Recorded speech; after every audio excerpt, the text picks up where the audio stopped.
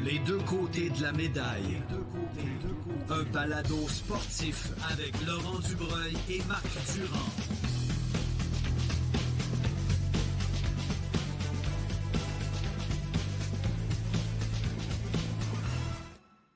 Mars 2025 en compagnie de Laurent Dubreuil qui est présentement en Norvège. Salut Laurent. Salut Marc, comment ça va? Ben ça va bien. Toi? Ça va bien aussi. On est à 3 jours des championnats du monde, fait qu'il faut se sentir bien, mais j'ai les bonnes jambes et je suis excité. Moi, j'en reviens pas encore de te savoir disponible pour ce balado à trois jours des championnats du monde parce que on le sait, il y a les Jeux olympiques qui sont comme l'événement aux 4 ans, mais les championnats du monde, c'est très important pour toi et pour un athlète de haut niveau. Ben oui, parce que les Olympiques, c'est une fois aux 4 ans, mais une fois aux 4 ans, c'est pas assez fréquent pour te garder motivé, puis tu sais, il faut se donner des objectifs autres. Champion du monde, champion olympique, c'est une chose. Champion du monde, c'en est un autre. T'es pas champion du monde si tu gagnes les Jeux. T'es juste champion du monde si tu gagnes les championnats du monde. Exactement. Ça veut dire beaucoup, hein. Il y a certains sports, en cycliste, par exemple, tu mets le maillot du champion du monde pour la saison entière, la saison suivante. Pogacar, l'an passé, en cyclisme, il a décidé de ne pas faire les Jeux olympiques, entre autres pour se préparer pour les championnats du monde. Ça fait que dans certains sports, c'est quasiment plus gros. Nous, c'est sûr que c'est plus gros les Olympiques, mais comme je disais, c'est le next best thing. Là. Puis, un de mes meilleurs accomplissements en carrière, c'est d'avoir été champion du monde en 2021. Puis, je retiens, dans mes souvenirs, c'est égal à ma médaille d'argent aux Olympiques, vraiment. Là. Puis, je dis ça, puis il y en a qui me croiront peut-être pas, mais c'est vraiment le cas. Pour nous, c'est énorme dans notre sport, puis on a très hâte. Des choses, là, si on avait à choisir, parce que je me rappelle entre autres Éric Guay qui disait, moi, ma plus grande fierté, c'est un globe de cristal parce que c'est sur une saison au complet, c'est la constance. Mettons, médaille olympique d'or, champion du monde ou l'équivalent d'un globe de cristal pour la saison au complet? Je dirais champion du monde à cause du titre que ça me donne. Ah Je oui. parle par Ouais. expérience parce que j'ai gagné 2 fois l'équivalent dans notre sport du globe de cristal, là, dans nos 500 mètres. OK. Euh, en la saison des Jeux, la saison suivante, j'ai gagné le classement cumulatif. Cette année, j'ai fini deuxième. Mais il y a de quoi de. Moi, je trouve ça extrêmement important, la constance. Moi, une année où je gagne une médaille au championnat du monde puis je fais rien du reste de l'année, c'est pas une année qui va me satisfaire. Inversement, cette année, j'ai gagné 6 médailles en Coupe du Monde. J'ai fini deuxième au classement cumulatif. Si je ne gagne pas de médaille en fin de semaine, puis ça se peut très bien, le calibre est extrêmement élevé. Ben, je vais quand même me dire j'ai une bonne saison. Mon niveau était bon toute l'année. Je suis à la bonne place un an avant les Jeux. Des fois, ça passe, des fois, ça passe pas. Mais il reste que le fait de performer au jour J, d'être bon quand ça compte, c'est quelque chose d'important en sport. Puis c'est très important pour nous en patin. Donc, je dirais que champion du monde, c'est une coche de plus, mais moi, je trouve ça très important aussi d'être bon à l'année longue, de se présenter, de répondre présent quand on a une course, puis de pas juste être une fois bon par année. Là, tu dis, oui, je me sens bien, je suis en forme, tant mieux. Ça, c'est parfait. Mais honnêtement, c'est parfaitement aligné avec ce que tu avais comme objectif, ce qui s'en vient dans les prochains jours pour toi?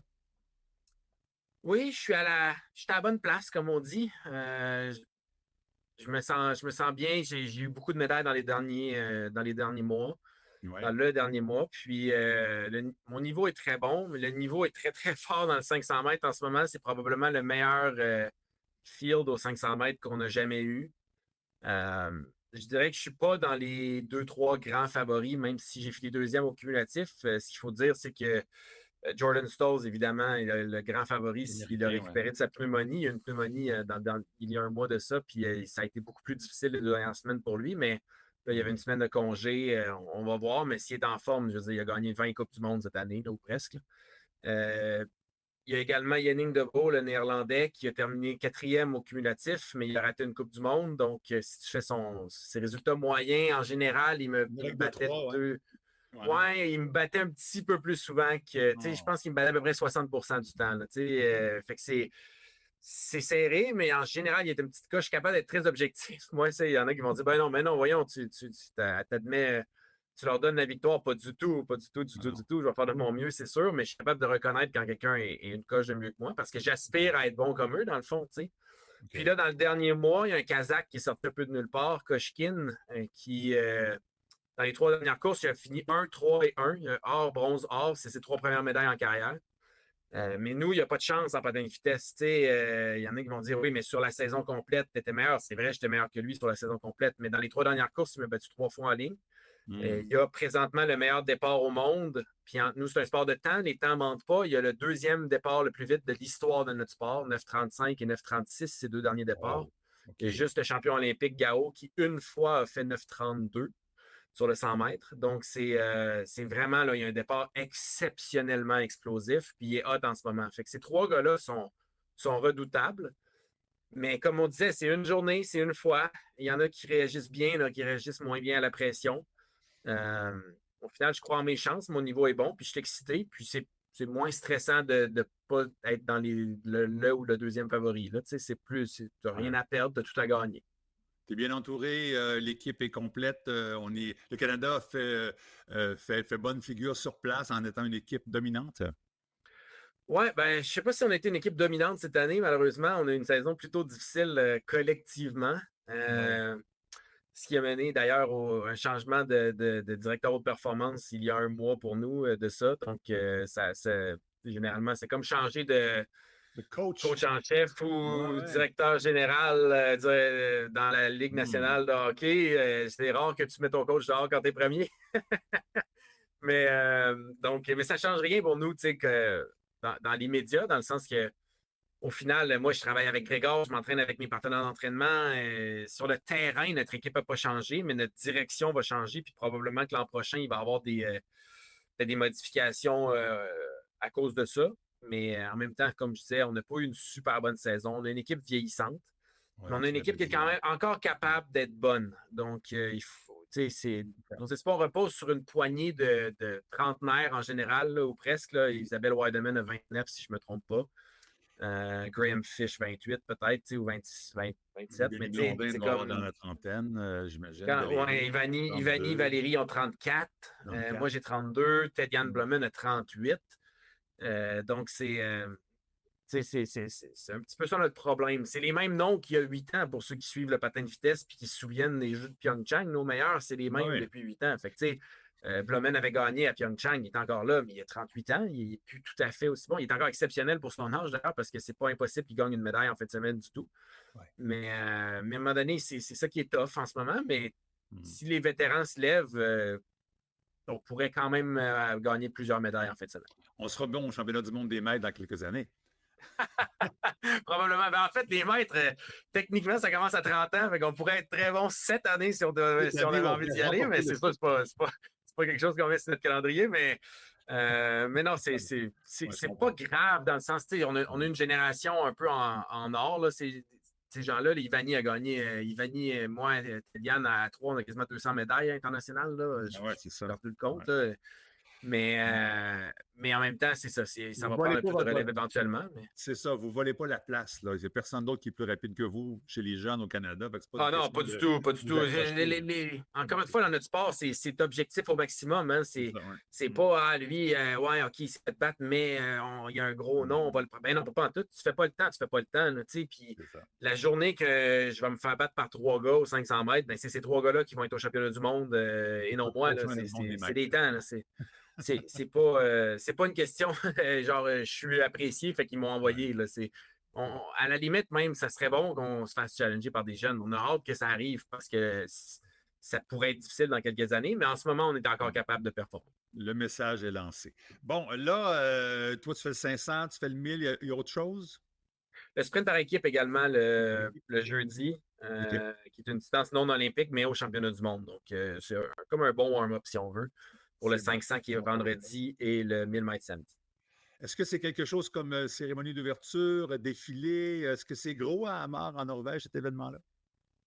J'ai entendu dire qu'il y avait, ça allait être pas mal plein dans les estrades, qui est quand même un grand anneau là, qui doit, je dis n'importe quoi, là, mais pas si loin des 10 000 places, probablement, un anneau olympique. Donc, les gros anneaux, là, probablement au-dessus de 5 000 assurément, là, je ne veux pas te dire de niaiserie.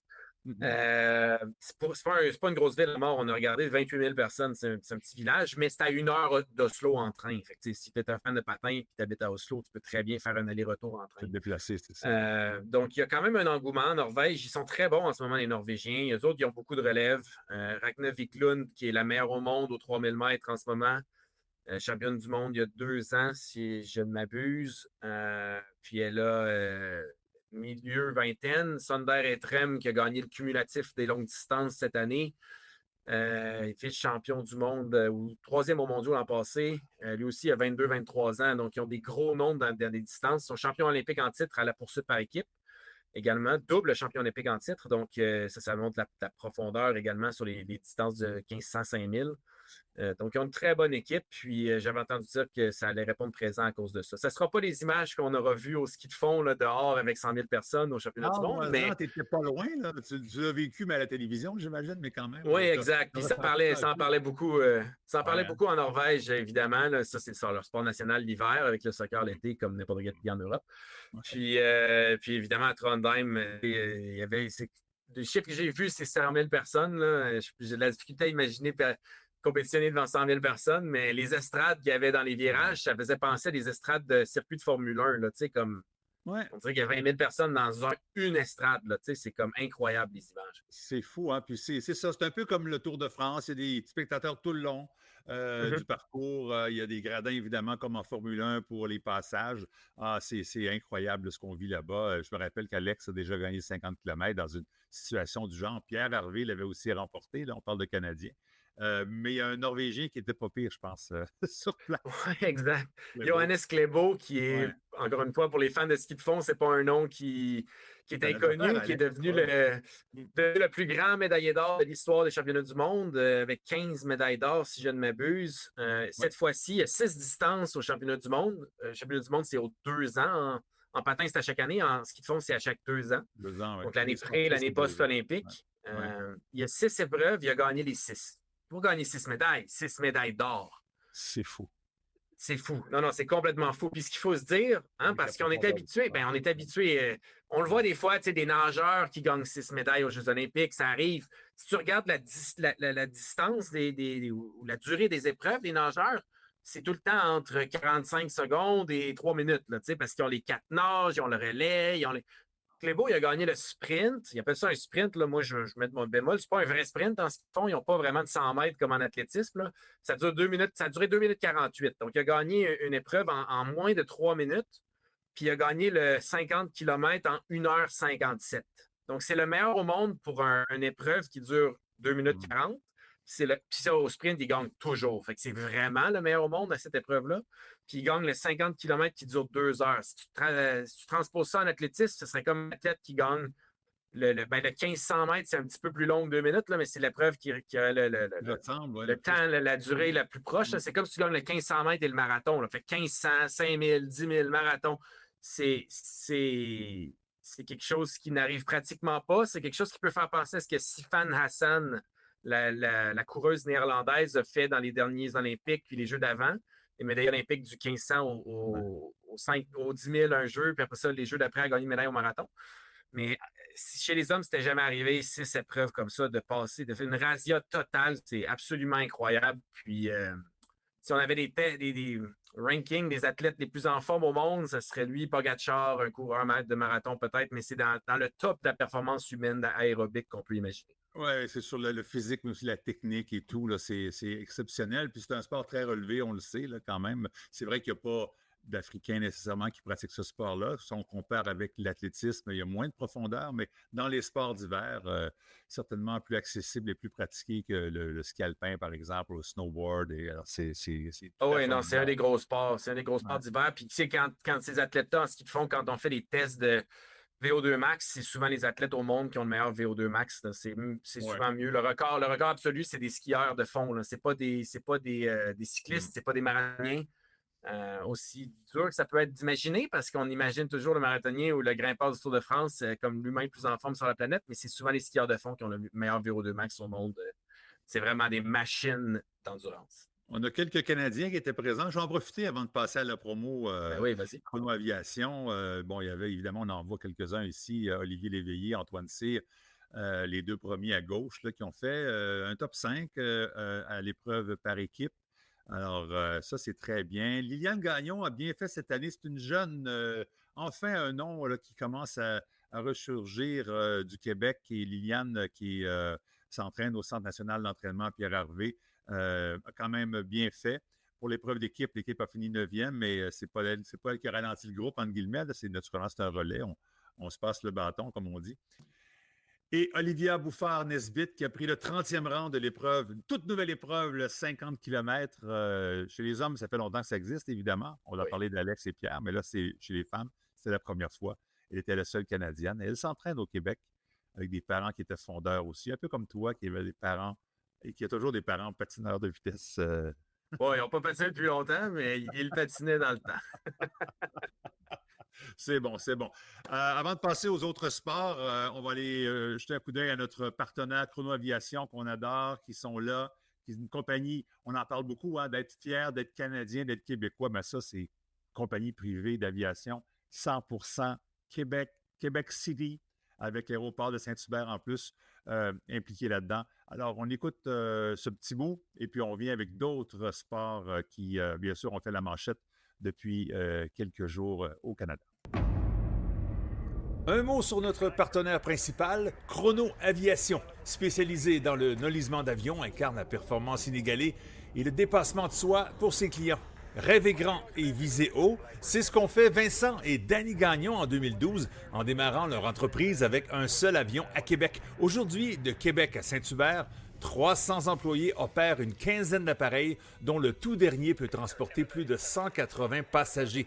Mais au-delà des chiffres, Chrono Aviation, c'est une histoire de passion, de dévouement et de persévérance. Comme quoi, la rigueur, en affaires comme dans le sport, c'est gagnant. D'ailleurs, plusieurs équipes sportives choisissent de voler sur ses ailes pour sa sécurité, son confort et sa flexibilité.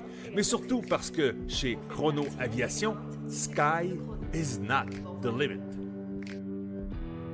Alors, merci encore pour la confiance, Danny Gagnon. Bon succès à Chrono Aviation.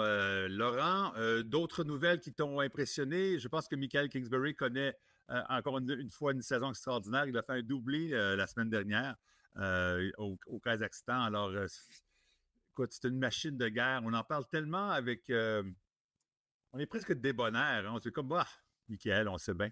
Mais il y a de la compétition cette année, mais il réussit quand même à remporter plusieurs épreuves. Ah, c'est incroyable. Ça me fait penser à, tu sais, quand on parle des meilleurs de tous les temps dans un sport, ça me fait penser, je me rappelle quand on regardait les Jeux olympiques de Londres, puis Usain Bolt en finale, il a fait 9,63, qui est encore à ce jour le deuxième meilleur temps de l'histoire après son 9,58 des mondiaux de Berlin.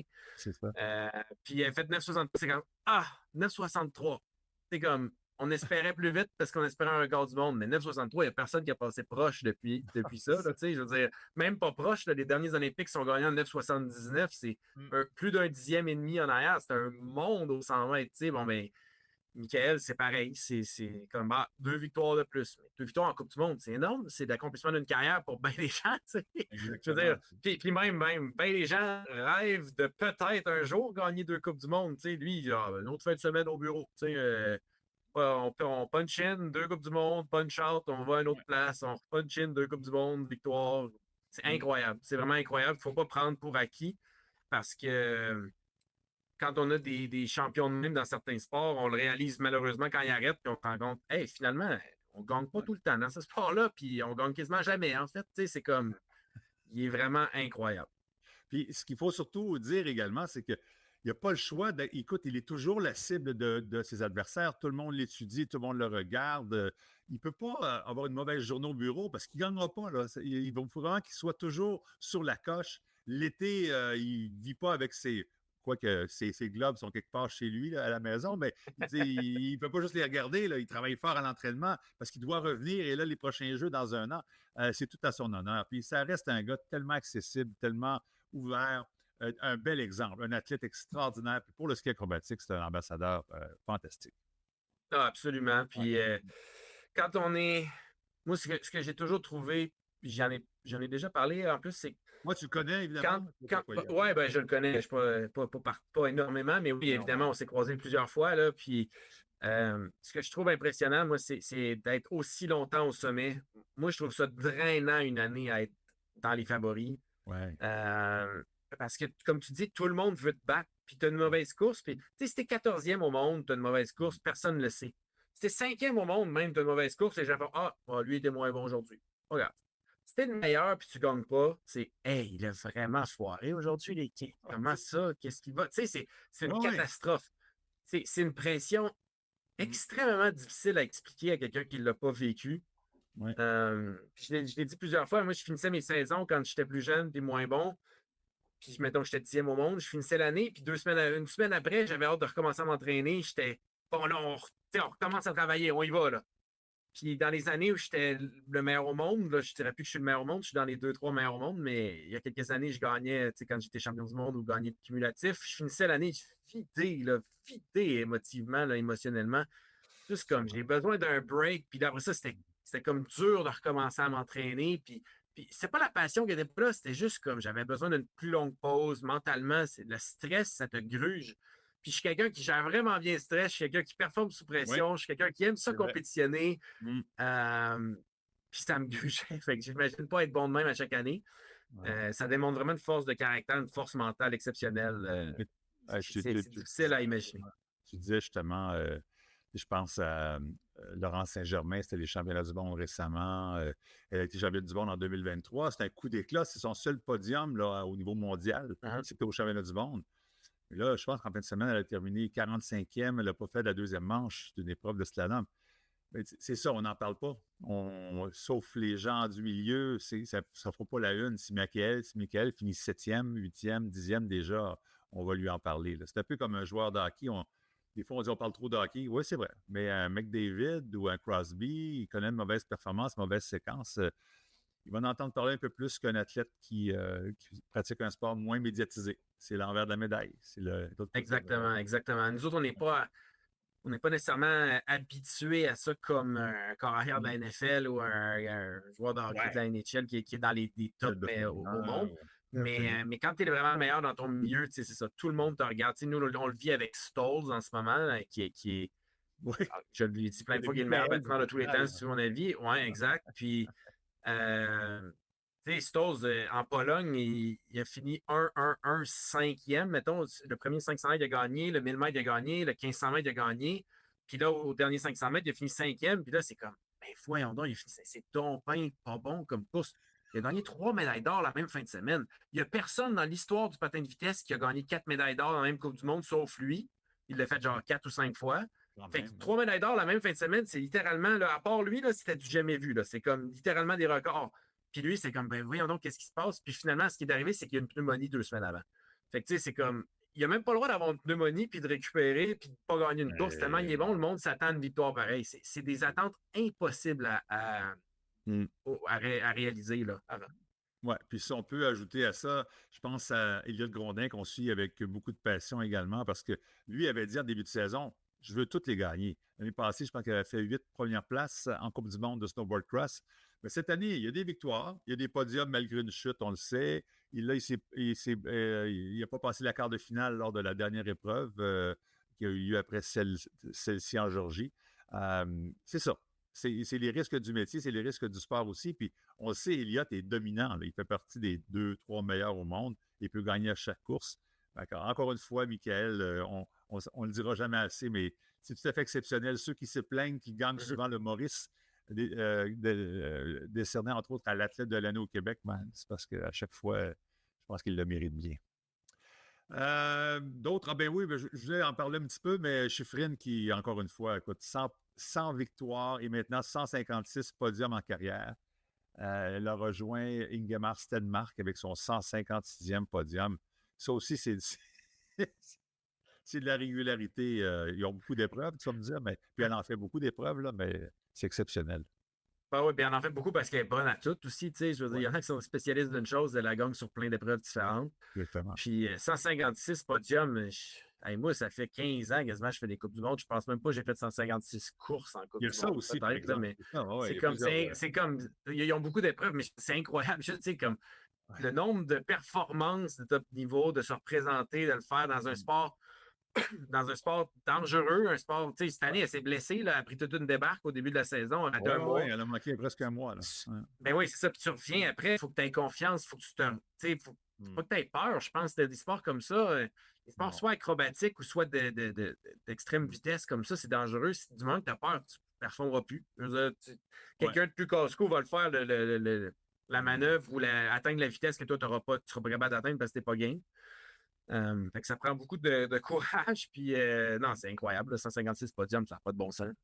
Et pour Valérie Grenier, qui est notre meilleur espoir chez les femmes depuis quelques années, 5e place en Suède. Et puis, elle est heureuse de ça. Elle revient elle aussi de plusieurs blessures. Elle a fait quelques victoires dans le passé. Puis, je pense qu'elle est à la bonne place maintenant. Là, tant que Elle revient d'un genou déchiré, hein, si je me trompe pas. Là, quand tu tombes à 130 km/h, puis ton ski pogne dans la neige, puis ça twist, plein de chance pour les ligaments. Mais non, c'est ça, c'est impressionnant. Puis en effet, un top 5, c'est très bon. Puis elle est bien revenue de sa blessure, puis va avoir des chances au jeu, assurément. James Crawford qui a fini 2e au championnat du monde en Super G. Ça, c'est un athlète canadien exceptionnel aussi qui va bien. A eu une victoire plus tôt cette saison. Donc, plusieurs noms là, qu'on nomme, là, on passe en survol. Marion Thénault qui va bien également à ski acrobatique. Bref, on a plusieurs noms qu'on va revoir souvent parce qu'on est à moins d'un an des Jeux olympiques maintenant. Alors, j'imagine que ça reste dans la tête. On commence à suivre ça avec beaucoup d'intérêt. Puis là, c'est comme la semaine où il y aura beaucoup de championnats du monde. On le sait, en patinage de vitesse. Ski acrobatique, ça s'en vient également. Patinage de vitesse longue et courte piste. Championnat du monde cette semaine. Oui, exact. William D'Angino, Steven Dubois qui ont eu des saisons exceptionnelles. Jordan Pierre-Gilles, très bon également. Kim Boutin, évidemment. C'est des gros noms en courte piste. Puis D'Angino, vraiment, là, de saison, là, qu'il pourrait couronner une des grosses saisons. Souvent, Laurent. Oui, exact. On va y envoyer un message, là. Je vais y envoyer un petit message, là. On va lui souhaiter d'être aussi bon que dans les Coupes du Monde. Ils ont eu une grosse pause après la dernière Coupe du Monde, un bon mois. Puis là, c'est en Chine. Donc, vraiment un voyage juste pour ça en Asie. Il n'y avait pas de Coupe du Monde en Asie la semaine d'avant. Donc, ça va être intéressant à suivre parce qu'ils ont une saison exceptionnelle. Surtout les gars, là, l'équipe canadienne, puis surtout des Québécois, on pourrait dire des Québécois. Vraiment, là, D'Angino a fini premier au classement mondial, toutes distances confondues. Dubois, de mémoire, était 3e. Aux 500 mètres, ils ont fini 1, 2, 3 avec Jordan Pierre-Gilles également. C'est vraiment une équipe en feu, puis ils sont extrêmement bons en ce moment. L'après Hamelin se passe bien. Courte piste, c'est incroyable. C'est vraiment incroyable. Là. Leur culture en patin courte piste, leur culture d'excellence, c'est exceptionnel en ce moment. Charles Hamelin, c'est un des meilleurs athlètes de l'histoire du Canada. Il prend sa retraite, puis c'est comme si ça ne change rien. Tu sais, je veux dire, c'est pas grave, il y en a d'autres. Il ne faut pas oublier également celui qui semblait être la grosse relève en patinage de courte piste, c'était Samuel Girard, qui était médaillé champion olympique à Pyeongchang aux 1000 mètres, maintes fois médaillé des mondiaux. Puis à 22 ou 23 ans, il a pris sa retraite une année après. Il a patiné une année de plus qu'après les Jeux. Oui. Il a pris sa retraite parce qu'il n'aimait pas vraiment ça, s'entraîner tant que ça. Il aimait mieux retourner dans sa région. Tu sais, c'était pas sa passion, mettons. Tu sais, c'est comme, il aimait ça patiner, mais il était tanné. Mais début vingtaine, tanné, c'était le meilleur, là. C'était le futur Charles Hamelin. Il prend sa retraite, c'est que, hey, ça va être tough. L'équipe, au Canada, c'est ça, ben oui. Ben là, tu perds ton meilleur. Puis là, ça change absolument rien. Il y a d'autres gars qui se pointent. Dubois arrive, D'Angino arrive après. Les gars sont aussi bons. C'est incroyable. C'est vraiment incroyable le nombre d'athlètes de top niveau. Dans un sport qui est rendu très international, le patin courte piste, il y a beaucoup, beaucoup de pays qui en font, puis il y a beaucoup de pays qui sont bons. On peut se souvenir, mettons, moi, quand j'étais jeune, là, c'était un sport naissant. Il y avait Corée, Japon, Chine, Canada, États-Unis. Il n'y avait personne de bon en Europe. Là, les Européens, les Néerlandais sont exceptionnels. Ça vraiment, le calibre a énormément rehaussé. Ouais. Puis, nous autres, c'est comme si, c'est pas grave. Il y en a un qui arrête prématurément, puis que ça fait un trou. Ça fait pas de trou pantoute. Les autres le remplacent, puis ils sont vraiment, vraiment bons.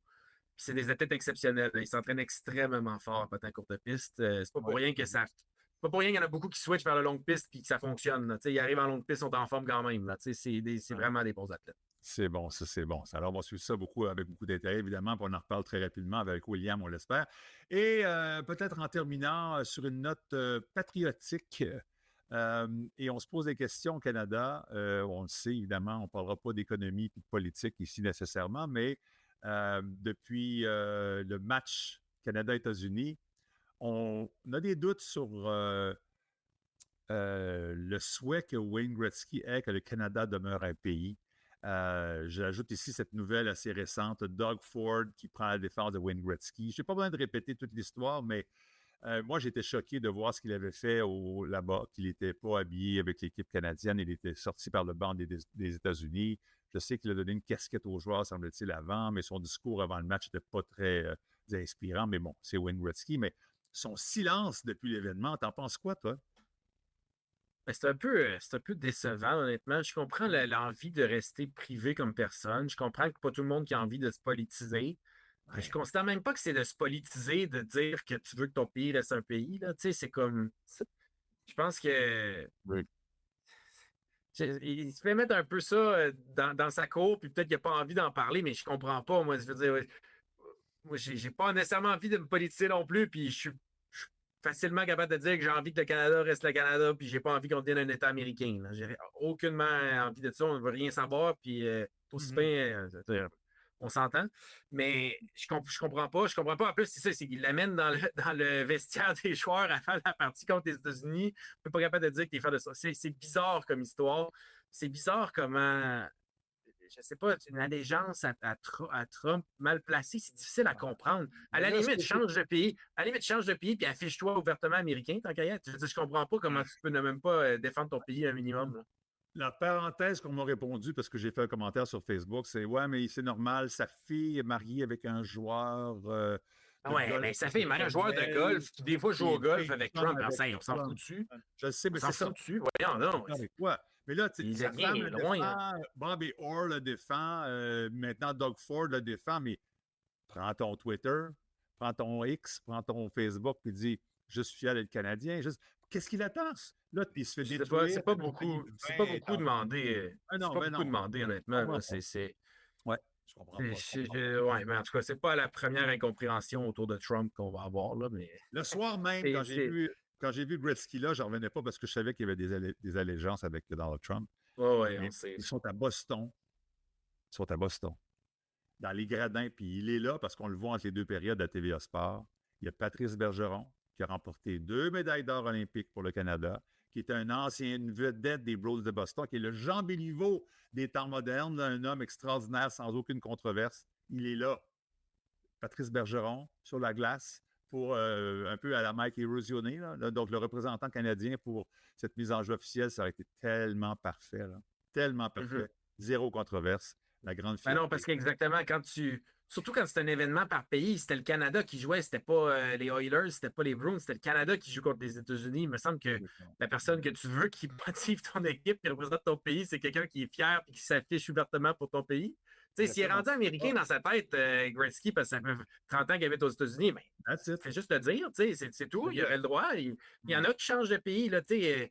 Il y en a que ça fait des années qu'ils déménagent, des immigrants qui finissent par s'identifier à leur nouveau pays. C'est correct, mais si c'est le cas, qu'ils le disent, parce que en attendant, c'est comme un silence qui fait mal à plein des Canadiens en ce moment, malheureusement.